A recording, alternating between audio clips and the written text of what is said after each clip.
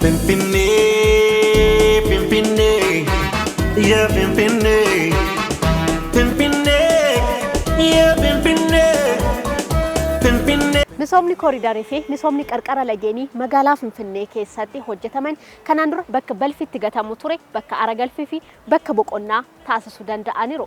Laggeen gidduu magaalaa Finfinnee qaxxaamuruun darbanis amma akkasitti qulqullaa'anii bakka namni itti bashannan bakka namni itti aragalfatuu fi kanaan dura balfitti gatame madda dhukkubaa ta'uun rakkoo hawaasa biraan ga'aa turan amma garuu akkasitti qulqullaa'anii bakka bashannanaa ta'uu danda'aniiru. Agarsiiftuun kanaas laggeewwan ka'umsa isaanii naannoo Inxooxxootii kaasanii taasisanii gara kana dhufanii fi bakka ayyaanni Irreechaa itti kabajamu ragaa guddaa kanaati. Hawaasni naannoo kanaa waa'ee naannoo kanaa maal jedhu kan isin daawwachiifnu ta'a. Lagdi kun baay'ee xuraa fi kan namatti hin tolle ture. Baay'ee kan balfaan guutamee fi bineensi waraabessi illee keessatti galu ture. As naannoo kana waan tokko osoo hojiitti waan deddeebi'uuf argaan ture. Naannoo sa'aatii 12 booda waraabessi as keessaa hin deema ture.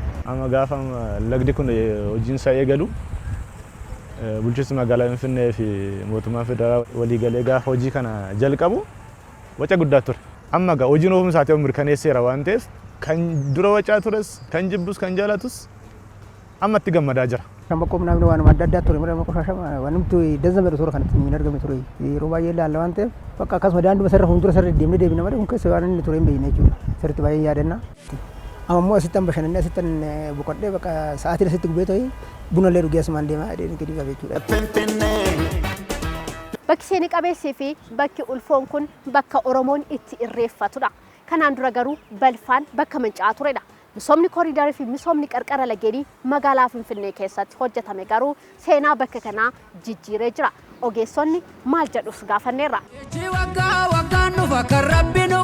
Waan iyyaanne waan nama dinqisiisu waan nama ajaa'ibsu lakka deebi'ee duriitti deebi'u uumamaa waaqni noolaatitti deebi'amuu akka danda'amu yaadonni kana maddisiisamanii muummicha nu dhufan kun waan nu ajaa'ibsu waan darbee ijoollee keenyatti darbamee seenaa ta'e odeessamuudha baay'isanitti gammadee hin bareeda bichaa miti ani hirriba keessa waan ka'ee arginatti fakkaata. Waa'ee lagoota Finfinnee kana yeroo yaadnu yeroo hundumaa kan funyaan qabatanii irraa fagaatanii malee waa'ee lagaama lagumti jira kan jedhu iyyuu hin beekamu jechuudha. Amma waan hojjetame kun kan inni nu agarsiisu waa hojjetanii biyya keenya duwwaatuun ta'in addunyaallee iddoo kanatti kan waamu ta'e. Qaamoleen dhimmichi ilaallatu maal jedhus kan isin daawwachiifnu ta'a. Biyyeef lafaa qabata. Gara hektaara 454. Kun Inxooxxoo paarkii Inxooxxoo keessatti kan gaggeeffamudha. Lammaffaan daandii asfaaltii dabalata. Daandiin asfaaltii gara kiiloomeetira 7 oliiti. Daandiin lukaa gamaaf gamanaan kallattii lachiinuu bitaaf mirgaa lagaatiin jechuudha. Gara lachiinuu waan ol ga'ee jiruuf kiiloomeetira gara 40 bakka 7ttidha kan water treatment inni jennuun han bishaan qulqulleessuudhaaf maaliif laggeen garagaraa yoo laga kana amma misoome kanatti dabalaman akka hin faalle wanti isaan qulqulleessu bakka 7tti jira. Naannoon kun kanarraa gara kanatti kanarraa immoo gara kanatti kan jijjiiramte waggaa 50 miti waggaa 5 qofaan. Pimpinee.